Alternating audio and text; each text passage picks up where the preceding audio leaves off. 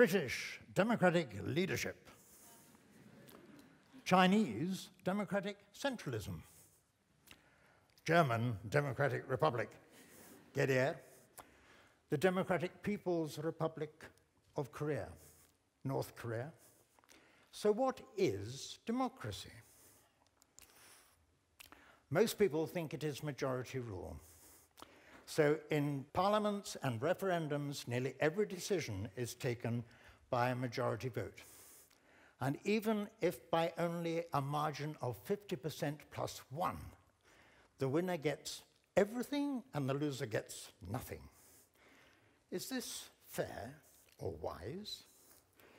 Majority rule, after all, was a part of the problem in Northern Ireland and, for example, in the Balkans, where all the wars in the former Yugoslavia started with a referendum. Majority voting, in fact, is one of the most inaccurate measures of collective opinion, not least because of the logic that if you have a multi-option debate, then to take only a two-option vote is, well, unwise, if not crazy. Brexit. It was a multi-option debate, or should have been, the UK in the EU, EEA, Customs Union, or WTO. But we only had one majority vote. In the EU, yes or no, and it lost by a small margin. But majority votes on the other three options would probably have lost as well. So, I am going to talk about decision-making, voting in decision-making. First, majority voting, and then preferential voting. My mum was an English Catholic, a member of the minority, you might say. Dad was an Irish Protestant, the same.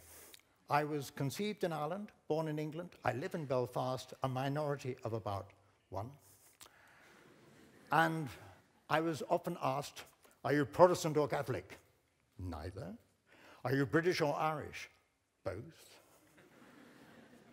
But democracy is majority voting. And in conflict zones, people ask these terrible closed questions. Are you Serb or Croat? Sunni or Shia? Arab or Jew? Hutu or Tutsi?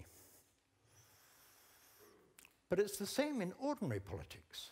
Are you for or against? Left-wing or right? Communist or capitalist? And because of the relationship between the Northern Ireland conflict and the Cold War, I went to Moscow in 1984. And with majority voting, it often enables the leader, political leader, to choose the question, as in Brexit.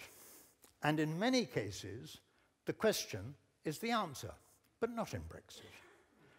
But on other occasions, I'm afraid, the majority vote does not identify the collective will, does not identify the majority will. It, as often as not, identifies only the will of he, it's normally a he, who wrote the question. Like Napoleon. He had 3 referendums, and he was the only candidate, and, by the way, he won. Lenin did not even get a majority at all. He only got the largest minority. He nevertheless called himself a Bolshevik. The word means member of the majority, Bolshinstvo, and the others in the smaller minority, Menschenstvo, he called the Mensheviks. Next came Hitler with 88, 98, and 99%. Despite this appalling history, people still use majority voting, like in Iran. And they voted for socialism. And yeah, 99%. Brilliant. And then they voted for capitalism. Yeah, 99%. Brilliant. And then they voted for neither, 99%. Crazy. So I'm now going to talk about preferential voting. And in a pluralist democracy, any contentious debate should allow for more than 2 options under debate. And there are, after all, more than 2 ways of drafting a constitution, of drawing up a budget and so on. Secondly, you cannot get the collective will if people don't express their individual wills, if people only say what they don't want, if they only vote no, as some of them did in Brexit. But if everybody says what they do want, in the EU, EEA, whatever, then it should be possible to identify the best, the most popular option. And it would be possible if people express their opinions accurately, and that means by using their preferences. More of this in a moment. But how should preferences be analyzed? Well, consider 9 people choosing a barrel of drink on the basis of 3 options: ale, beer, cider, ABC.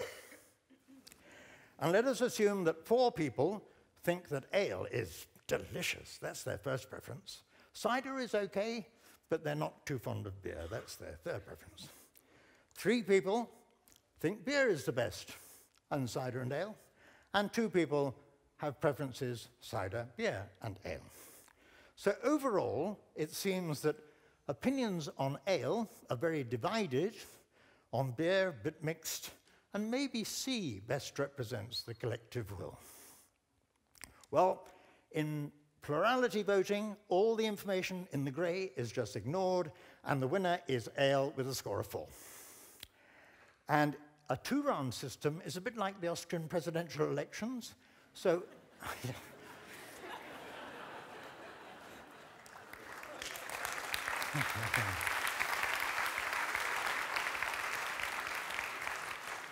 so if nothing gets 50% in the first round, there's a second round between the 2 leading options, in which case it's A and B, and in which case beer wins with a score of 5. And a point system is a bit like the Eurovision Song Contest. So a first preference gets 3 points, a second gets 2, and a third gets 1, and you add up the total, and the winner is now cider. So the outcome, the totally democratic choice, is either A or B or C. Brilliant. Once upon a time, many years ago, in a far distant land, there was a totally unelected, democratic, British House of Lords. And in 2003, a few of the Lords decided that it should be elected. And some of the others said, no, no, no, it should be appointed, the status quo. And a few said, well, what about a compromise? And they finished up with 5 options on the table. All elected, 80-20, 50-50, 20-80, and all appointed. So a hypothetical Lord J, whose first preference was all elected, so that would get 5 points, would probably have a second preference of B, and so on. Whereas Lady K, whose first preference is 50-50, might have a second preference of D and a third of B, and so on. Or Lady L, who has a second preference of B and A, and so on.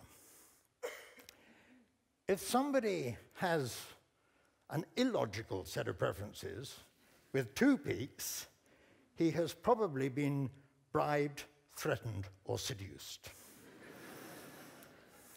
But if everybody does have a logical set of preferences, then the collective will, and we just collect all the points, the collective will always also be logical. And in this particular graph, the result is 62% elected, 38% appointed. Just to finish the fairy story, the ancient lords believe in ancient majority voting, so they took 5 majority votes and lost all of them. Brexit, as we were saying, was also a multi-option debate, but we only had the one referendum on staying in the EU, yes or no. But as I mentioned, any referendum on any of the other 3 would also be no, probably by a much larger margin. And if we had had multi-option voting, then Remain in the EU would almost certainly have been the winner.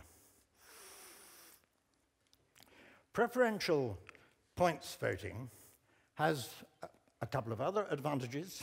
If you vote for only one option, it gets 1 point. If you vote for 2 options, it gets 2 points, and 1 for your second preference. So in a 4-option debate, if you want your favorite to get all 4 points, you have to cast your preferences. But nobody votes no. Success depends upon getting a good number of high preferences, a few middle ones perhaps, but a very small number of low preferences. So here's the second advantage. The protagonist is incentivized to talk nicely with their opponents. Preferential voting is accurate. It is also non-majoritarian. It identifies the option with the highest average preference. And an average, of course, involves everybody who votes, not just a majority of them. So if this were adopted as the international democratic norm, there would be no further justification for majority rule anywhere. Democracy should be inclusive. The parliament should represent all the people, and the government should represent the entire parliament. This is not what we practice, but it is what we preach to Northern Ireland, Bosnia, Iraq, Kenya, Syria, Ukraine, etc. To conclude, majority voting is divisive. Majority rule can be a cause of conflict. Bizarrely, hardly anybody in academia or the media, like the BBC, ever critique majority decision-making. By all means, have a majority vote if the vote is not serious. Okay. But if it is serious, then any vote should be multi-optional, like it was in New Zealand in 1992, and an independent commission drew up a 5-option referendum, and the people voted, and surprise, surprise, they chose a compromise. Brilliant. So what is democracy? In 1931, when Mahatma Gandhi came to England for the first time, he was asked on arrival, "What do you think of English civilization?" And he said, "It would be a very good thing." And democracy would be good if it were inclusive. If everybody was involved or represented in drawing up the short list of options and then voting and then implementing whatever decisions achieved a high level of consensus support. This would require preferential points voting in decision-making and all-party power sharing. Thank you.